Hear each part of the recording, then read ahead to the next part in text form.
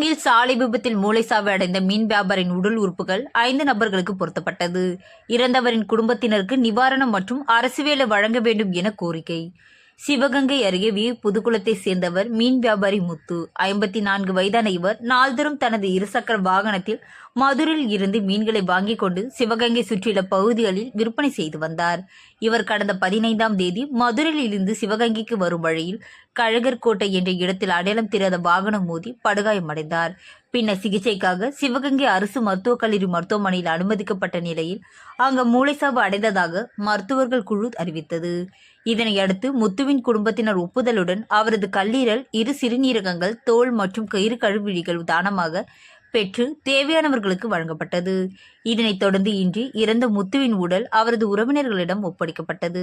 இந்நிகழ்ச்சியில் சிவகங்கை அரசு மருத்துவக் கல்லூரி மருத்துவமனை முதல்வர் சீனிவாசன், சிவகங்கை சட்டமன்ற உறுப்பினர் செந்தில்நாதன், மருத்துவக் கல்லூரி பேராசிரியர்கள், மருத்துவர்கள், மருத்துவ மாணவர்கள் மற்றும் செவிலியர்கள் உள்ளிட்ட ஏராளமானோர் கலந்து கொண்டு முத்துவின் உடலுக்கு மாலை அணிவித்து மௌன அஞ்சலி செலுத்தி தங்களது நன்றியினை தெரிவித்துக் கொண்டனர்.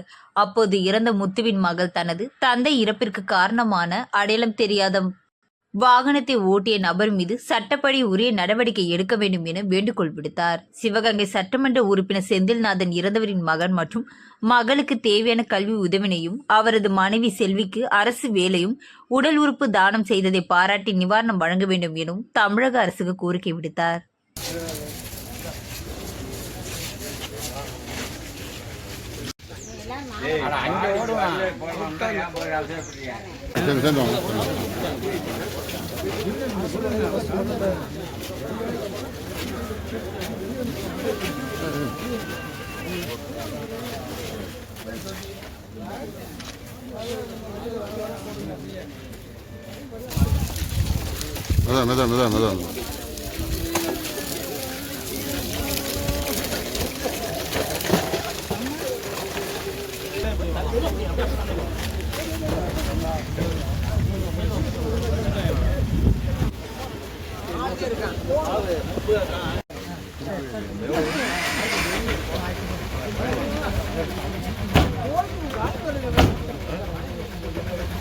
உடல் உறுப்பின் மூலமாக கிட்டத்தட்ட இன்னைக்கு 5 உயிர்களுக்கு அவர் இந்த உடல் உறுப்பால் வாழலாம் என்கின்ற நபர்களுக்கு இன்று அவருடைய உடல் உறுப்புகளை தானம் செய்திருக்கிறார்கள்.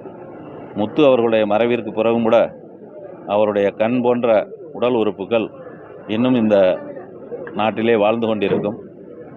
இது இந்த சமுதாயத்திற்கு, இந்த மக்களுக்கு ஒரு மிகப்பெரிய முன்னுதாரணம்.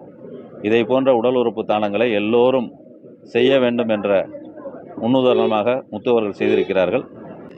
அந்த குடும்பத்தினுடைய தலைமையாக, தந்தையாக இருந்த முத்துவனுடைய இழப்பின் காரணமாக அந்த குடும்பத்தில் அந்த மகள் படிப்பிற்கான உதவித்தொகை கிடைக்க, மகள் படிப்பிற்கு கட்டணம் செலுத்த முடியாத அளவில் மிக வறுமையில் இருக்கிறார்கள். மகன் 7ஆம் வகுப்பு படித்து வருகிறார் என்று நினைக்கிறேன்.